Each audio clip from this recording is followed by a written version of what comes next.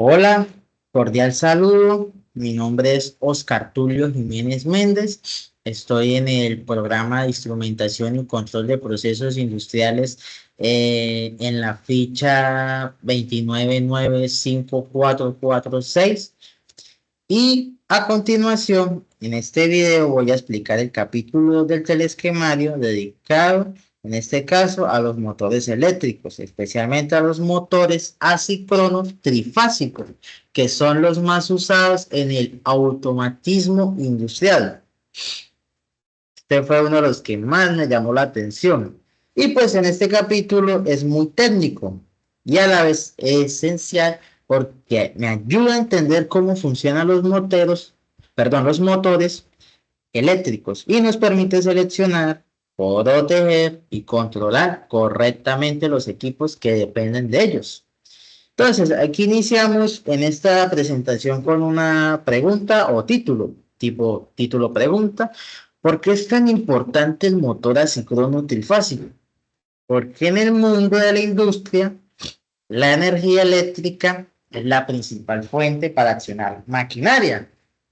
Y dentro de ellos están los motores eléctricos, y pues el más usado y con diferencia es el motor asíncrono trifásico de jaula ardilla. ¿Pero por qué? Porque es el más robusto y el más económico y el más fácil de mantener y al que le conviene. Y pues cubre la mayoría de las necesidades mecánicas de forma fiable. Aunque también existen motores de anillos resonantes, y pues están también los motores monofásicos o motores de corriente continua. Está el trifásico de jaula, que es el más común para la carga mediana y grandes. Bueno, ya pasando a la siguiente diapositiva. Bueno, aquí lo que vamos a hablar, que el tipo de motores más utilizados. ¿Listo? Ahora continuamos con la otra diapositiva. En esta vamos a hablar algo esencial del capítulo 2, que es el principio o sea, principio del funcionamiento, o sea, cómo funciona un motor asíncrono.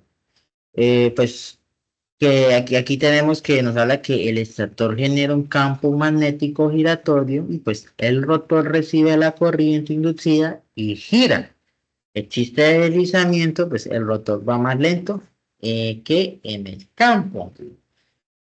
Entonces, vamos a hablar algo más, voy a explicar esto. El principio es simple, pero es ingenioso. ¿Por qué? Porque el estator crea un campo magnético giratorio gracias a la corriente alterna trifásica. Pues en el campo inducen una corriente en el rotor que no está conectado directamente a la red. Y pues eso genera el par necesario para que el motor gire.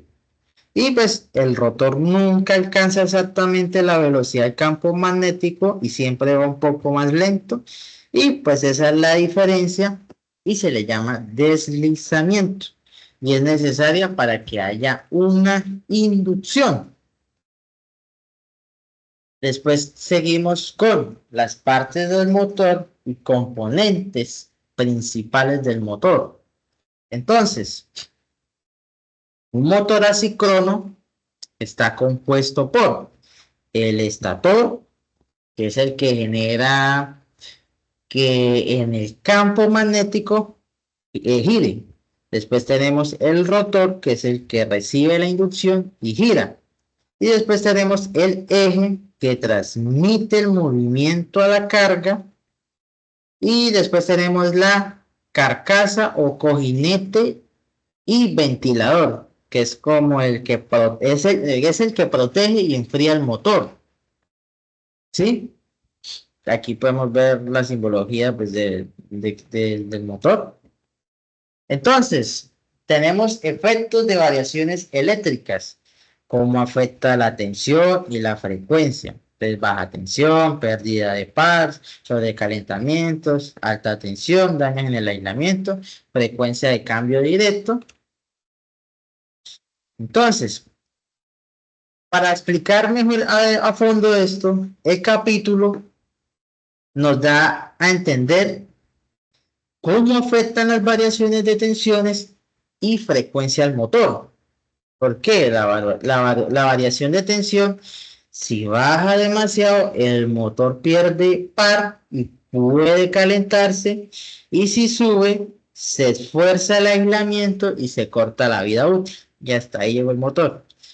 Y la variación de frecuencia afecta directamente la velocidad del motor, ya que está relacionada con ella y está relacionada con ella por fórmula directa. Pues estas redes estables, esto no suele ser problema, pero en el sistema controlado por variadores o en zonas como con problemas de suministros es de muy suma importancia. Entonces después seguimos con los métodos de arranque. ¿Cómo arranca un motor? Arranque directo, arranque estrella triángulo, de vanados, progresivos, variadores. Entonces, vamos a explicar a fondo esto. El arranque de un motor, pues, puede ser violento o brusco si se conecta directamente. Entonces, por eso se utilizan distintos métodos para suavizar este proceso y proteger la red de la maquinaria. Entonces, tenemos el arranque directo, que el motor se conecta directamente a la red. El método es más simple, económico, diría yo, pero con pico de corriente alto. Solo es recomendable para los motores pequeños. Después tenemos que está el arranque estrella triángulo, que es el que se conecta primero en la estrella para reducir el voltaje y luego cambia a triángulo y su máxima potencia. Y también, pues que en este tipo de arranque estrella triángulo reduce la corriente de un arranque del 33%, si no estoy mal, y necesita un conmutador y temporizador para que cuando el temporizador ya culmine su tiempo, el motor pase hasta a triángulo. Después tenemos el arranque por par, pues se llama par win o creo que es devanado repartido. Pues se alimenta primero solo ángulos de vanado y luego el resto se conmuta. Y después tenemos pues que es muy usado y pues en compresores o equipos que ya traen conexión interna. Motores de corriente continua. ¿Qué pasa con los motores de corriente continua? Aquí tenemos tres conceptos que pues son los menos usados, pero útiles para la control de precisión y permite variar velocidad fácilmente.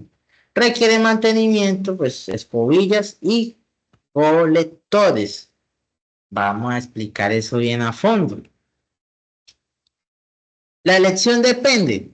Potencia del motor, capacidad de la red, tipo de maquinaria conectada, requisitos de suavidad en el arranque, pues estas aplicaciones más modernas se tienden a usar arrancadores electrónicos o variadores de velocidad, que no solo controlan el arranque, sino que también el frenado de la potencia térmica en un control de par.